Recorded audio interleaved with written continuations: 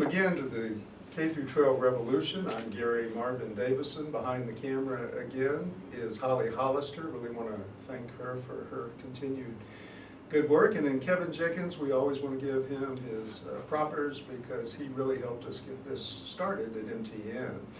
On my right here is Davon Brown Jamerson. He is an 8th grader at Olson. I have known him since he was just a little guy toddling around his home over on 6th Street. He has been in the program then since he was in kindergarten. This is William Allen, his brother. William is a 3rd grader at Jenny Lind. And I also have known him forever, just about his whole life. And he has also been in the program then in kindergarten.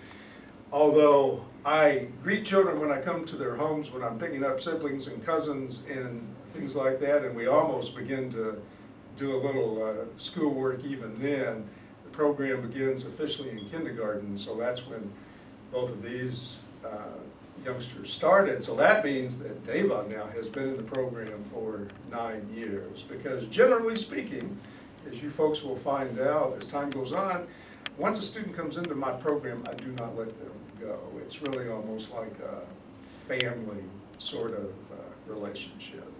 So we're just going to give you a window in on the way I handle my academic session with them every Saturday, much as we did with their cousin, by the way, Angelique Brown Skinner, the marvelous senior grade 12 student whom we recorded in a previous session. So just look in, see how I talk to these guys and give them assignments and ask them questions and do what we do. Okay. William, have you finished those 3 words that you were working on? Yeah. All right, well, I'm going to work on those with you. Hold on just a moment. Davon and I are also working on vocabulary and spelling, and he just nailed the spelling test of these words. Manifest. As I'm going through these, why don't you remember what manifest means?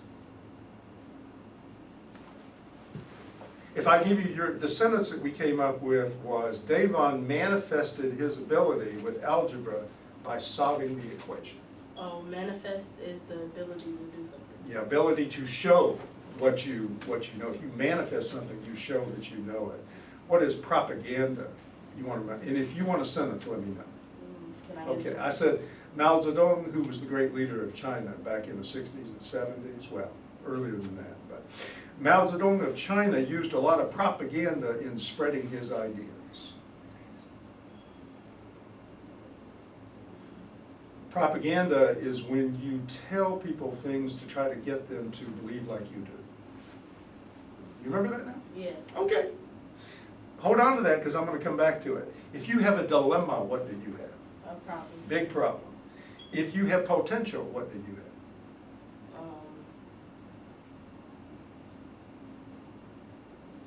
I know that you know, right? Yeah. So just find words to explain.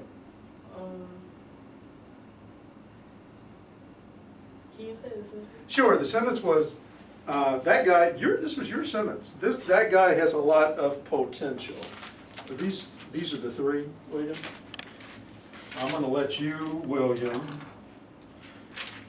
You folks, I normally just teach 2 little classes here at once, so I'll be going back and forth. William has taken a couple of spelling tests. We started with 10 words, and he is down to 3 that he does not know. Let me see if I can find it. William, let's let folks know, you think about that. What was, potential. You know now what it means? Like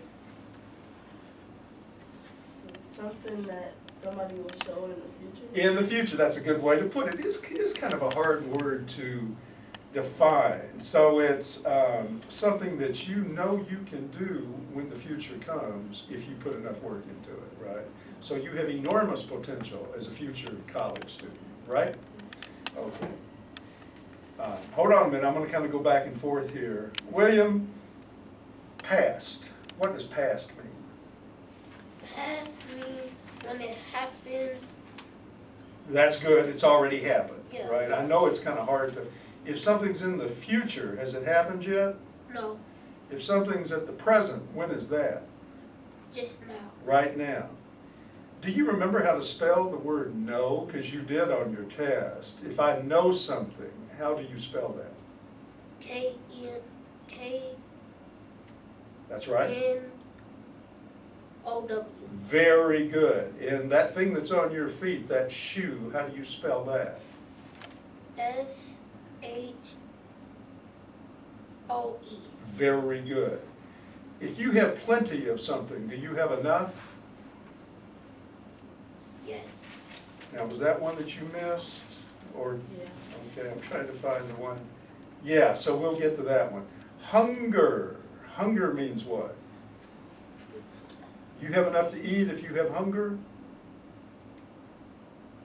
Yeah. Okay, so hunger means no, you don't have enough to eat, right? So you remember that one if you didn't know exactly what that meant. So what does hunger mean? Do you have enough to eat?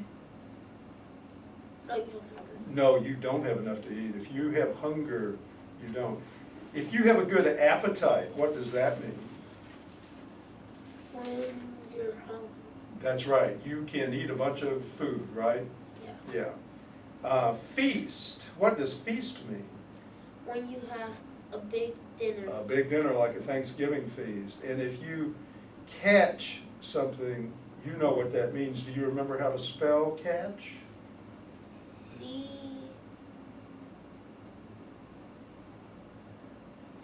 You did know it. Let's see if we can remind you. So C what? What vowel? You know vowels are A-E-I-O-U, right? What vowel do you have next? A-E-I-O or U if the word is catch? What do you hear there when you hear A? What vowel is that? A. Good. So it's C-A. Now there's kind of a silent letter there in a way. You don't hear it very strongly. Catch. You remember how to spell it? C. A. A-C-H. That's what you hear, and then you're missing a T because the T is silent. Do you remember that? Because when you took one of the tests, you got it right. Do you remember actually it's C-A-T-C-H? Do you remember, William? Yeah. Okay. I'm going to give you these three, though, that definitely, so if you'll number 1 to 3, did you? Go ahead and number 1 to 3, and I'm going to be working back and forth with you guys. When you're ready, say ready, William. Ready. Okay. So, please spell shoe. S. No, you can just put it down on the paper. Davon, what does sophisticated mean? Like very professional and ready and responsible. Yeah, know your way around the world, right? And can be related to the word cultured, which means what? When you got it, say got it, William. Very noble Edit. and like culture. Well, you use the word to define the word. You don't want to do that. So if you're cultured, do you know quite a bit about art and good food? And yeah, so that's what cultured means. Did you say you had it, William? Got it. Plenty. Plenty. What does beneficial mean? And if you want me to give you a sentence, I will. Beneficial. Is it good for you or bad for you? Good for you. What's the antonym that we study? You remember? Begins with D. Yeah. Detrimental. Good. So that's if it's detrimental, it's not good for you. When you got it, say got it. Got it. Appetite. Be careful now. Take your time on that one. Appetite.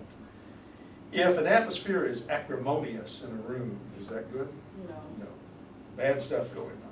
I think you got them all. And by the way, folks, he's a champion speller. When I give him his vocab and then he studies his spelling, he hardly ever misses one. Got it. Let's show him that. Can you see if you're as good out loud as you are on paper? So you're finished there, William? Yeah. Okay, you hold on just a moment. Manifest. M-A-N-I-F-E-S-T. I told you, he's good. Propaganda. P-R-O-P-A-G-A-N-D-A. Super. Dilemma. D-I-L-E-M-M-A. Good. Potential. P-O-T-E-N-T.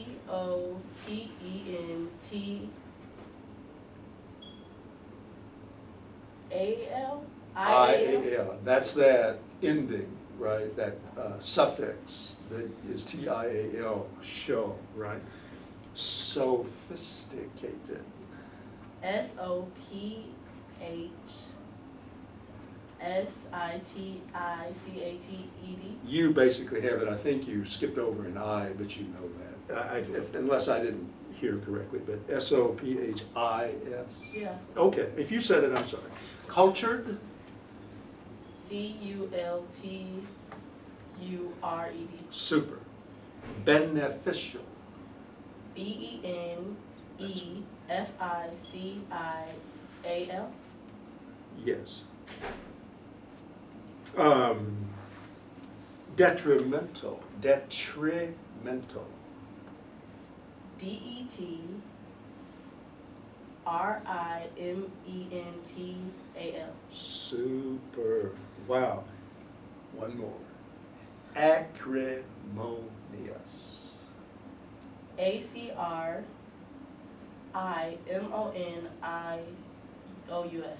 So folks, you just heard Davon blast through 10 challenging words that I put up for him, and he has both mastered spelling and definitions, and I am about to give him some more. Now here's what has happened with William. We started out with the words, as you know, past, future, present, know, shoe, plenty, hunger, appetite, feast, and catch. And little by little, he's down to just 2 of those that he still needs to work on. So William, you got appetite right, and by the way, that was the biggest of the 3 words. Pat yourself on the back. Good job, but we're still working on shoe. I'm not sure why you put in at the end of it, but shoe is just S-H-O-E, right? Okay.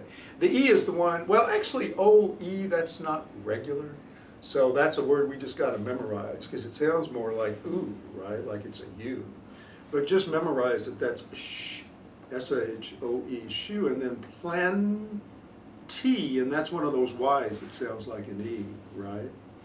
Why don't you can practice right here, and then I will give you a little test on those 2 words here in just a moment, okay? Davon, I think before we go on to some math, we're going to learn 10 more words. And folks, this is what I do, and I've been at this so long that we've got a lot of ACT readings and vocabulary lists that I've compiled, and sometimes we do that very formally. But a lot of times I'll just come in and slap some words on the board that I know a smart 8th grader who is really more functioning as a high school student, which Davon is, can handle. So, Davon, let me point you toward these words and see if there are any of these that you already know, because I think some of these we've actually had in the past. You're studying? Are you studying your words? Are you ready? Oh, okay. Well, you be sure. I would write down a few if I were you, but I will be over there to give you your test. So I've got fanatic, heretic, adherent, zealot, zeal, zealous, zealotry. I was kind of on a roll there with some words that are part of a general theme. Alacrity is somewhat related to that series of words. And then I just came up with ebullient and effervescent. Now some of these I think you've had in the past. Do you remember any of these? And if you don't, that's fine, but if you do, that'd be great. I think I remember zeal, alacrity, and effervescent. Good. What does zeal mean? If I have a lot of zeal for something, how do I feel about it? Like you have a lot of energy for it. Yes, and the word I think we actually used was enthusiasm, right? And then alacrity, you said you thought you knew this one, right? Yeah. So,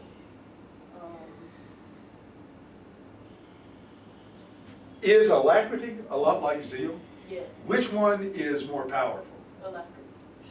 I generally think zeal is more powerful. So zeal, the way I explain it, alacrity means a lot of enthusiasm, but zeal is even more enthusiasm. Yeah, in terms of connotation of a word, connotation means the way we usually think about it aside from its formal definition.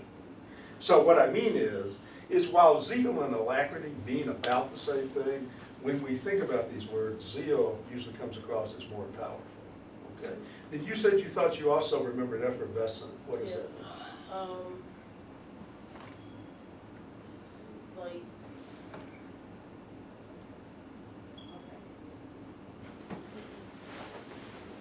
If I have an effervescent personality, do I have a kind of an energetic, bubbly personality or kind of a Yeah. nasty? Yeah. okay. So you remembered it, right? So that's what effervescent is. Okay, William, you number 1 to 2, and while I'm doing this with Davon, I'll give you these 2 words. Okay. Now, if you know zeal, if you think about it, knowing what you know about words, you can probably guess what zealot, zealous, and zealotry are, because you can see those are related words, right? So a person who feels zeal would be a zealot. Yeah, we changed the pronunciation. So like a religious zealot is someone who goes beyond just believing to really putting their beliefs out there, wanting to tell everybody everywhere, right? So that's what we say is a zealot. So if you are a zealot, then as you approach life, you are zealous. So that is an adjective, basically. A zealous person would be a zealot. You see what I mean? And the condition of having a lot of zeal or being a zealot or feeling zealous is zealotry. So those are very related words, and it's just a matter of the part of speech, right? This is a noun, which is the condition of feeling zeal, which is also a noun. Zealot is a noun too, that describes the person, and then zealous is an adjective. William, are you ready? Okay, shoot. Then, fanatic. Sometimes we think of a zealot as being a fanatic. A fanatic is someone who can only talk or think about a particular thing. Now that can be a lot of things. So a lot of times we think about a religious fanatic, but you can be a food fanatic, you can be a football fanatic, right? And as Holly knows, I'm kind of a Stevie Wonder fanatic. You know, I really like Stevie Wonder, right? Okay, so a fanatic means someone who almost goes too far or who feels just a tremendous amount of feeling for something. Heretic is someone who goes against an established belief system that a lot of people around that person believe in. So if I feel like I ought to be a Christian because I've been raised a Christian, and I've been taught to believe a certain way, but I go against that, I'm a heretic. So a heretic is somebody who goes against an established belief. Does that make sense? You got shoe, William? Yeah. Plenty. So we're almost there. Ebullient is a lot like effervescent, really. Ebullient means a bright, perky, happy, joyous personality. It's an adjective. Effervescent is also an adjective. Now, Daddy. one of the points I'm going to be making to folks is English grammar, English usage is kind of a lost art as far as it's taught in the school. So I'm always having to explain what I mean when I say nouns and verbs and stuff. You remember when I say that zeal and zealotry are both nouns, do you remember what that means? Yeah. What is a noun? A person, it's usually Person, place, or thing. place, thing, or condition. In this case, these are really more conditions or state of thinking. Yeah. What's a verb? Could you give me an example of a verb? Is run a verb? Yeah. Yeah. So usually we think of verbs as action verbs, right? But there is another kind of a verb called a state of being verb or linking verb, which are words like is, were. We also consider those verbs, even though they're don't have much action to them. Now, which one, and you remember what an adjective is? An adjective is a word that describes yeah, can be a place. So in other words, describes a noun, right? So which one of these words did I say were adjectives? That would not be the person, place, or thing, but describe the person, place, or thing. Effervescent and ebullient. That's right. Is zealous an adjective? Yes. Very good. You see how quickly this young man picks up on things? I mean, he's on his way. Really on his way. He's just in 8th grade, but he's more like 10th grade. And I'm just real proud of all that he accomplishes. So let's see, I think we've defined them all, haven't we? So then as I'm checking over here with William, why don't you write these down like you did before? Give me a sentence. If you need me to remind you, do you have enough paper? Yeah. Okay. If you need me to remind you what the definition is as you do your sentence, just let me know. Okay?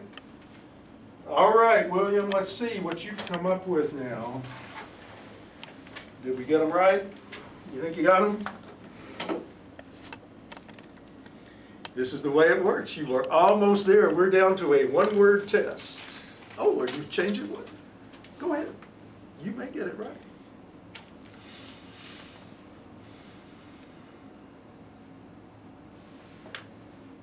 You made a good decision there. You had an extra E in there, but you erased it, didn't you? Ha-ha! William now has gotten all 10 of his words for the morning correct. So he spelled shoe. How did you spell it there, William? S-H-O-E. And that's absolutely right. And then plenty, which is kind of a hard word for a third grader because it's got that Y that has a different use and all that. But how do you spell plenty? P-L-E-N-T-Y. And if you were asked to give your own definition of plenty, what would you say? I'm asking you this because it's kind of hard to find the words for it, but I'll bet you can do it. What is plenty? If you have plenty of something, do you have enough? Yeah. Yeah, okay. So that's what that means. All right. I think William now and I are going to work on, William, by the way, as Holly probably remembers at our banquet, he's a whiz at mental math. Having said that, maybe we should practice that. And I'm putting you on the spot because we haven't done it as much lately. What I really want to switch over to is multiplication, but before we do that, let's show folks how good you are with thinking about math out loud, okay? So if I say 58 plus 5, what would that be?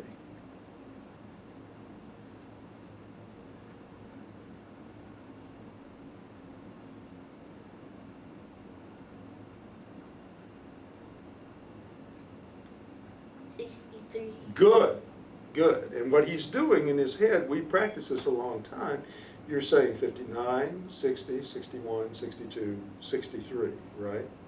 That's what's going on. How about 62 minus or take away 6? 62 minus 6. Yeah. 62 minus 6.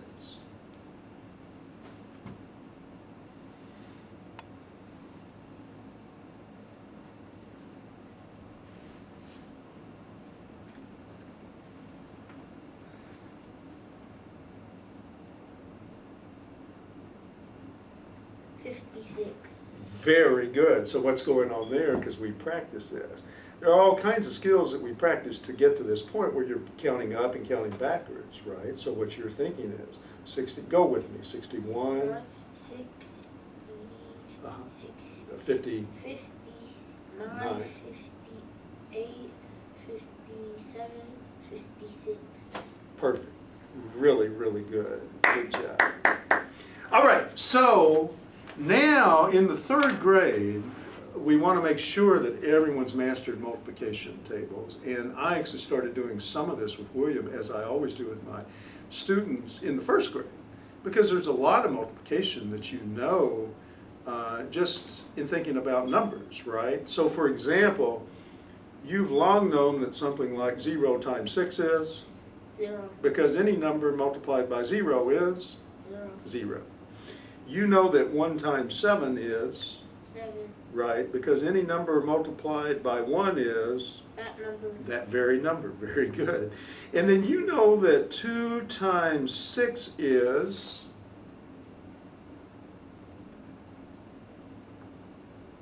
12. That's right, and that's because you know, go with me now, 2, 4, 6, 8, 10, 12. right. So there's no reason that a first grader, and William has long since mastered these, would know this. Now what I usually do is to skip to 5.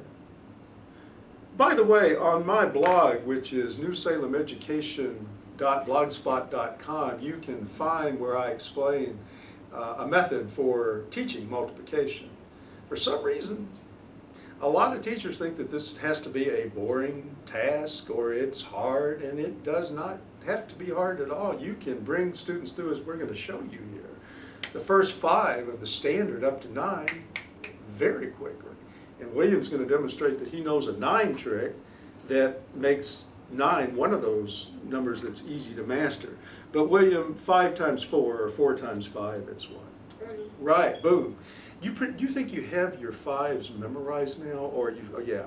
See, so what happens there is you practice enough, 5, 10, 15, 20. that then after a while you memorize them, right? But they're not hard to do. Now, so those are the 4 that most children can get fairly quickly because we're accustomed to counting those numbers or just knowing what they are in the case of 0, 1. Now, one thing that amazes me, so teachers, if you're looking in on this, please use this trick. I know that some of you do and you use a version of it, but too often I'll ask my students and I'll find out that they're not taught this. And this is one thing that makes multiplication teaching much easier. William, if I give you 9 times 6, what would that be?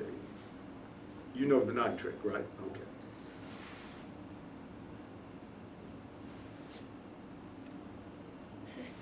Boom.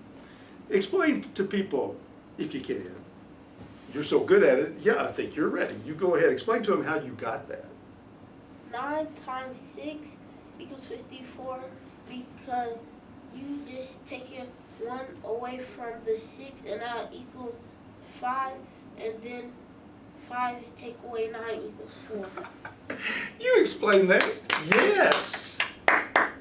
You explained that as well as a teacher could. I mean, that was slick. That was smooth. You got a perfect explanation there.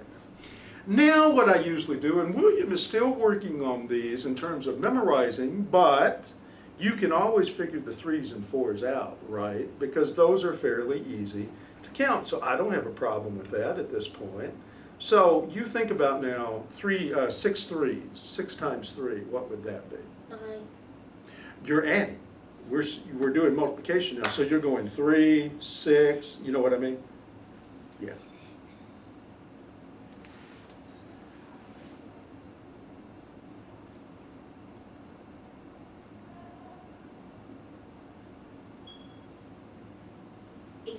Good, good. So he's still working through that, counting them up, but that's okay. He'll eventually memorize those, just like he did the 2s and the 5s, for example. Let's do one more of the 3s, just to show folks that you can get anything I give you if you're patient. 3 times 7, or 7 3s would be what? Count them up again, please.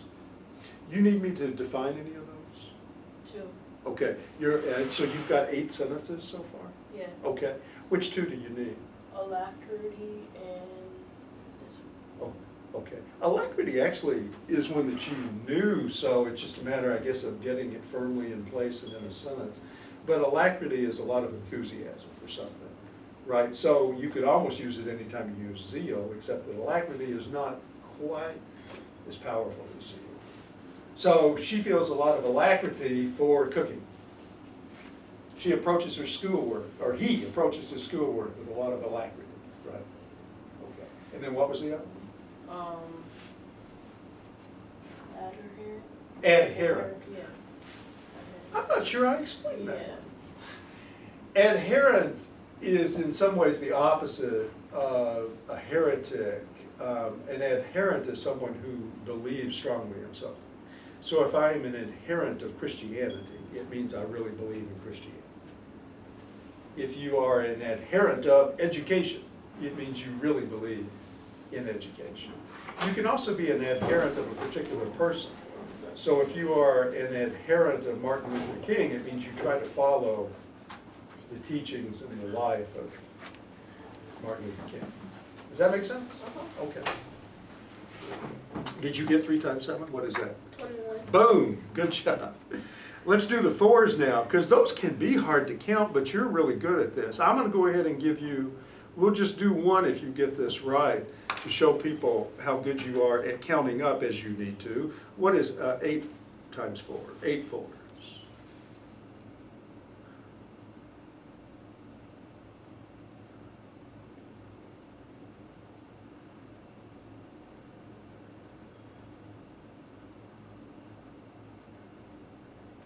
32.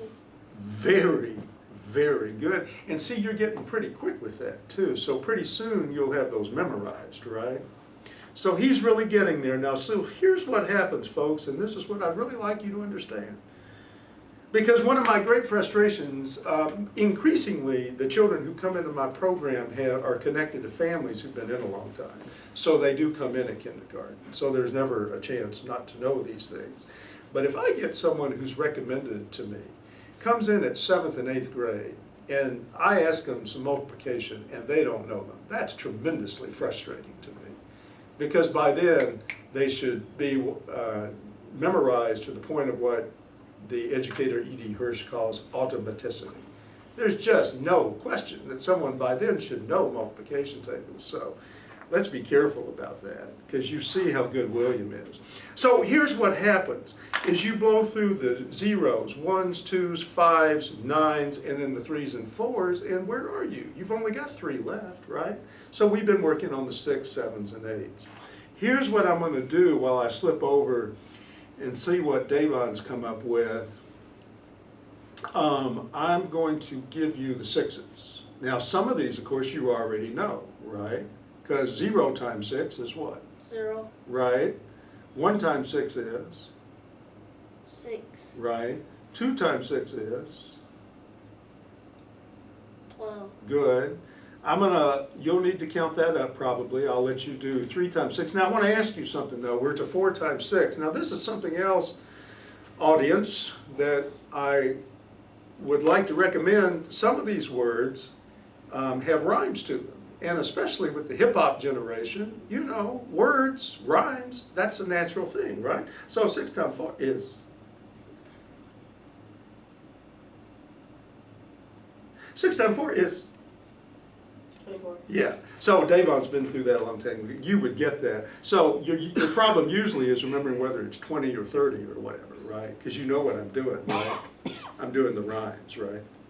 You know what Okay, so 3 times 6, I'm going to let you figure that one out. You know what 5 times 6 is. Do that one real quickly.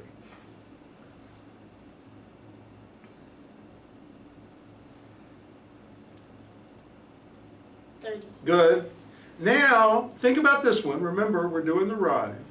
A 6 times 6 is? 30.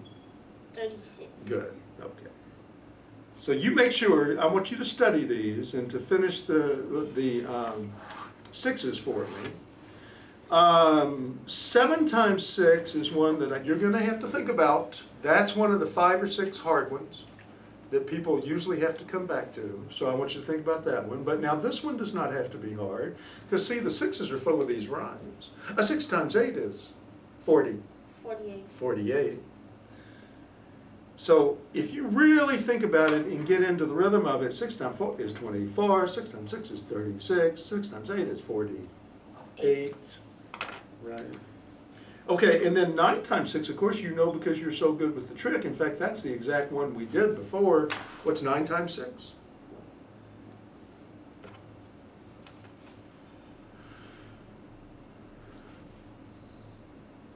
54. Perfect, perfect. All right, so here's where you are, William. I want you to, you're real good at this. This won't take you long, but you'll probably want to count this up. So that'll be 6 times 3, unless you remember it. Remember it? Do you remember it? What is it? 18. See, he's memorized it. So he doesn't have to count it up. That is really good. You don't remember what 7 times 6 is, do you, or do you? Okay, that's one of the 5 or 6 that we've been working on. So I want you to think. Now you remember, if you have to, you can also kind of go in a row here, right? Because you're going by 6. So if 6 6s is 36, this is the shortcut. You can just add 6 to that, right? Yeah, okay. So I want you to finish this, and then I want you to study these. And we're going to see if this very day we can make sure that you've mastered all your 6s. Okay? Okay, so there you go. You think for sure what 7 times 6 is, and that's about all you have to do on the sheet itself, and then just study it, please. All right. Over to the 8th grade vocabulary and spelling whiz. Phonetics. A strong feeling for something, yeah. A person who feels that, right? Because the fanatic is a noun. And then you have a sentence. He, now remember to capitalize when you begin the sentences, okay? He is such a food fanatic. Okay, that's a good word. That's a good sentence. He's a heretic. That's right. Capitalize. He was an adherent for his belief. B-E-L-I-E-F. Okay, so let's make sure we spell that. That's a good sentence. He has a lot of zealot. What you would really say is he is maybe such a zealot, because a zealot describes a person. Okay? He did his work with zeal. Oh, Davon, that's a good sentence. She is so zealous. That's perfect. What kind of person is she? A zealous person. Adjective, right? Good. He has a lot of alacrity for math. Perfect. A lot of enthusiasm. He was very ebullient to do math. He was very ebullient probably in doing his math. Okay? That's good though. She is very effervescent. That's good. What does that mean? She's very bubbly, enthusiastic, got a lot of energy.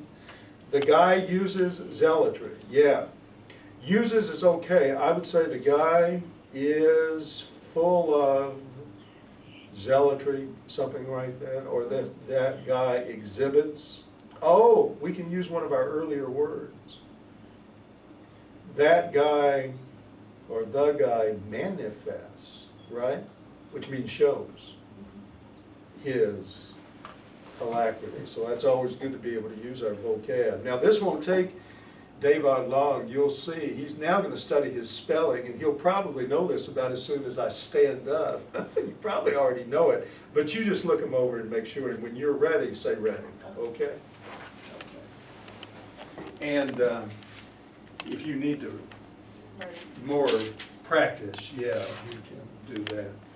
Okay, William, you think you got your sixes? That would be great. Because we've been, see what happens is, folks, is that you don't want to wait to introduce this stuff. You want to get them started in the first grade, continue to practice in second grade, and then what happens by third grade when they're supposed to definitely master multiplication, a smart guy like William Allen learns them. So 0 times 6 is? 0. 1 times 6 is? 1. 1 times 6 is? 6. Okay. 2 times 6 is? 12. Good. Let me mix it up a little bit. I'm going to skip down so that we know we're not just going in a row. 9 times 6 is?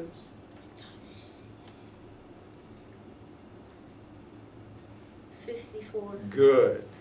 3 times 6 is? Now, it seemed like you had that one memorized, but maybe you're just counting. 18. Good. Now, think about these, okay, William? Now, you think about it. Think. 6 times 4 is?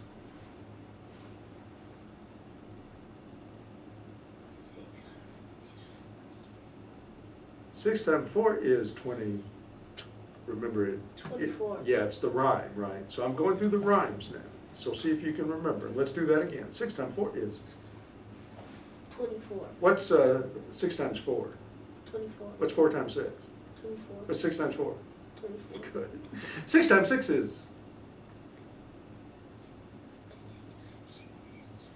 30. 36. Good. 6 times 6 is? 36. What's 6 times 6? 36. How about 6 times 6? 36. What's 6 times 4? 20. 6 times 4 is? 24. Okay. 6 times 4 is 24. 6 times 6 is 36. 6 times 8 is? 40. 48. Good. Now, you figured it out, and by the way, he did, folks, 7 times 6. I left him to figure that out, and he figured out it was, do you remember? No, 40. 42. 42. So, he is still, as you can tell, really trying to be lock solid certain that he knows 6 times 4, 6 times 6, 6 times 8, and then 6 times 7, right? But if you're thinking about it and letting that ring in your ears, you should be able to get these 3 really quickly, right? So you do that. Let them go off in your ears like that. 6 times 4 is 24. 6 times 6 is 36. 6 times 8 is 48. You with me? Okay. And then this one, there's no real trick or rhyme to it. You just got to memorize it. 6 times 7 is 42. So I want you to, let me write them separately so that you can really focus on these. 6 times 4. 6 times 4.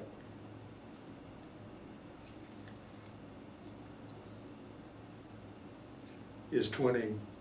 24. Yeah, because remember we're doing the rhymes now. So I'm going to write them down and let you focus on these. But if you remember as I'm saying them, that's good. 6 times 6 is? 36. Okay. 6 times 8 is?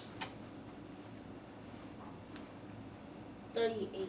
48. 48. That's okay. You're getting there. In fact, I'm real proud of you for getting 36. It appears to me that right now, anyway, you have that one. Then do you remember the one that does not really have a rhyme? 6 times? Good. All right, William, here's what I want you to do now. You take just whatever you need.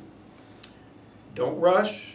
Be ready, but when you're really ready, let me know, okay? We'll try to nail the 6s, and then, folks, what we'll do is go on to the 7s and 8s, because that's really all that's left, and most of those he knows also.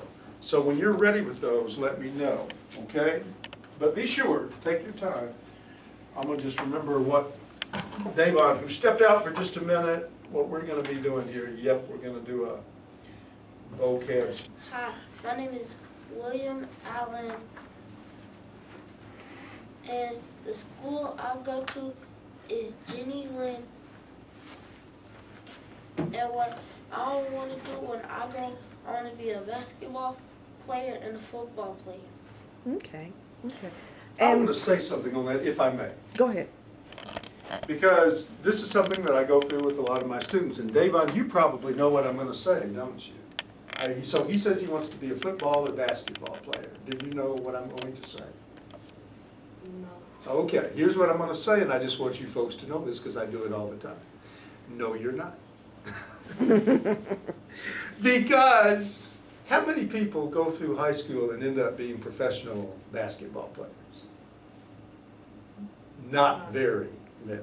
What I'm saying is if you can go off and be a great basketball or football player, basketball especially, I will congratulate you. I'll be the first one. But what I'm saying is your chances of doing that are very small because there are some really good basketball players who never make it as a professional, right? Football, I have some real doubts about these days because we're getting all this stuff about concussions and it's pretty dangerous sport, so you might want to think about that and your mama may think about that, okay? But, so could you think of anything else that you might want to do when you become an adult? What? Softball. Not sports. Can you think of anything besides sports? A cooker. Okay, so that would be culinary arts. Miss Holly has done a lot of that. She's, among her many talents, she was a professional cook at one point, chef, basically. So that's good. So you would go to school and train for that and become okay, well, I'll leave you alone on that. We will continue to talk about that. But my point is you want to go ahead and play sports, but you want to be thinking about something other than sports, right? Davon, and I know maybe we're running into a time thing here, but you have something very interesting that you've told me about what you want to do as you become an adult. Would you tell me, Davon, what you would like to be when you grow up? Chef. Yes, you've told me that too, and then you said though after you master cooking, the culinary arts, you would really like to Teach. Oh, well, I thought you told me that you had the idea of starting a restaurant. Yeah. And then, this was very interesting to me because it told me that you were thinking ahead that you'd like to do that. You'd like them to have several restaurants so that you could provide jobs for members in your family, right?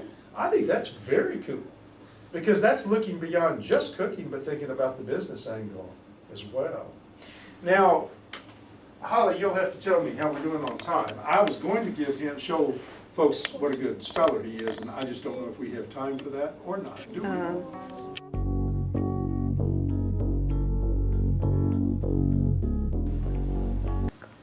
My name is Davon Tari Brown Jameson. I go to Olson Middle School. When I grow up, I want to be a chef and start a business. And what do you like most about school? Math. Okay. And do you like problem solving, or do you just like all math in general? All math in general. Okay, okay. And how do you feel about